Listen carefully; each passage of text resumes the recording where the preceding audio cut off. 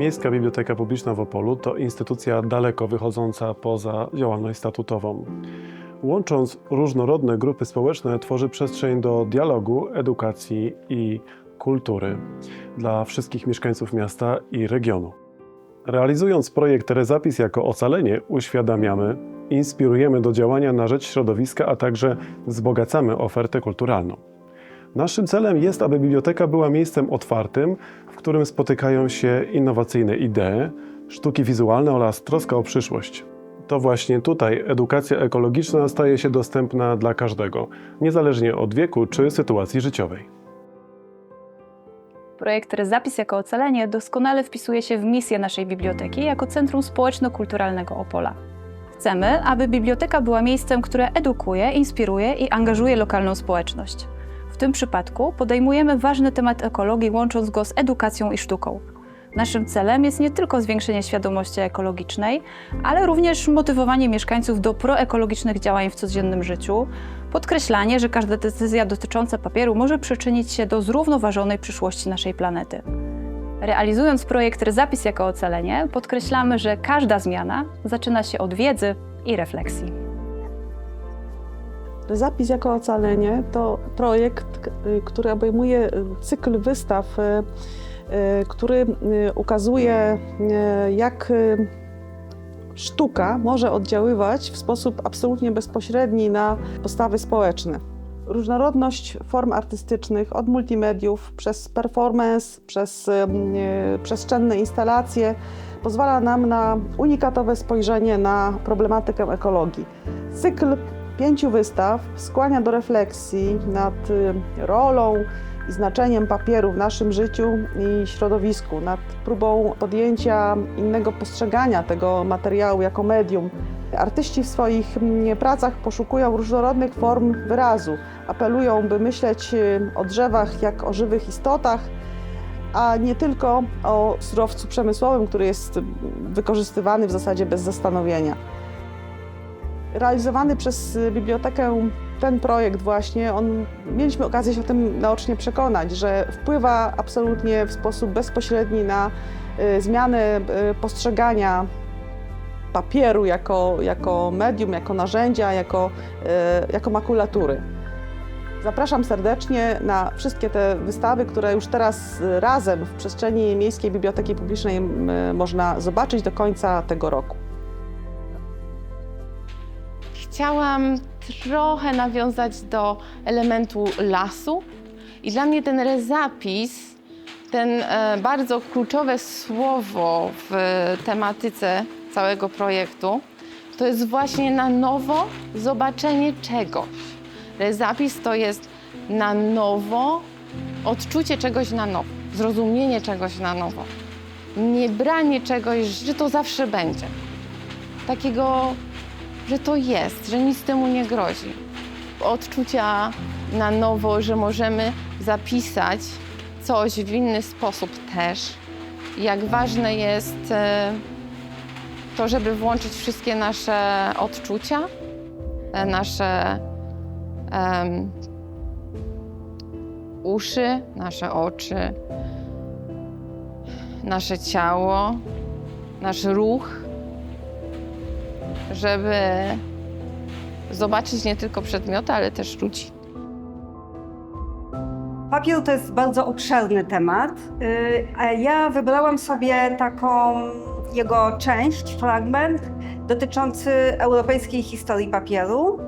Podstawą projektu, który jest prezentowany w bibliotece, jest kilka fragmentów tekstów na temat najciekawszych, wybranych przeze mnie subiektywnie wydarzeń z europejskiej historii papieru.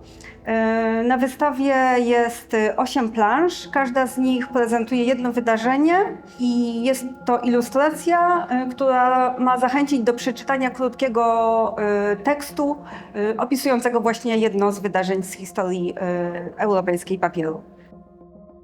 Wszystko zaczęło się od papieru.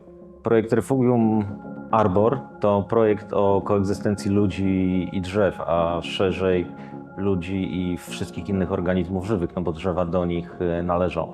W moim projekcie Takim podstawowym celem było przywrócenie drzewom ich podmiotowości i uzmysłowienie, że są one czymś więcej niż tylko surowcem służącym do wyrobu chociażby papieru, a są po prostu organizmami żywymi, naszymi współtowarzyszami w istnieniu na planecie Ziemia. I jako takie zasługują na miłość i szacunek. W tym moim projekcie jest 7 drzew. To są gatunki, które są najczęściej wykorzystywane do produkcji papieru. I to, że znalazły się w tej instalacji, to jest szansa dla nich, żeby tym surowcem przestały być, a stały się dla kogoś przyjacielem, towarzyszem ich życia i być może towarzyszem życia następnych pokoleń. No i ten projekt jakby stworzył dla nich tą szansę. Jeżeli faktycznie tak się stanie i one trafią do kogoś i dla kogoś staną się ważne, to będziemy mógł mówić wtedy, że ten projekt odniósł sukces. Prezentowany przeze mnie projekt multimedialny pod tytułem Reforestacja opiera się na danych gromadzonych przez różnego rodzaju instytucje pozyskujące informacje na temat obecnego stanu zalesienia, wylesienia i utraty pokrywy drzewnej na całym świecie. Jest zainspirowany 5 gatunkami drzew, które stanowią jedne z głównych wykorzystywanych przy procesie zalesiania. Jest to projekt, który z jednej strony opowiada o kryzysie, a z drugiej strony o tym, w jaki sposób staramy się ten kryzys przezwyciężać. I zachęcający do tego, żeby nie zwracać uwagi jedynie na negatywy, nie podkreślać tych wydarzeń, które niosą ze sobą ciężki, smutny, przytłaczający temat, ale czasami podkreślać to, co się dzieje dobrego, zwracać uwagę na to, że ten kryzys, w którym jesteśmy, przez cały czas staramy się przezwyciężyć. I ponosimy w tym nie zawsze porażki, ale czasami również sukcesy. To, co Państwu prezentuję, to jest, zrozumiałem ten rezapis jako tworzenie ciała człowieka.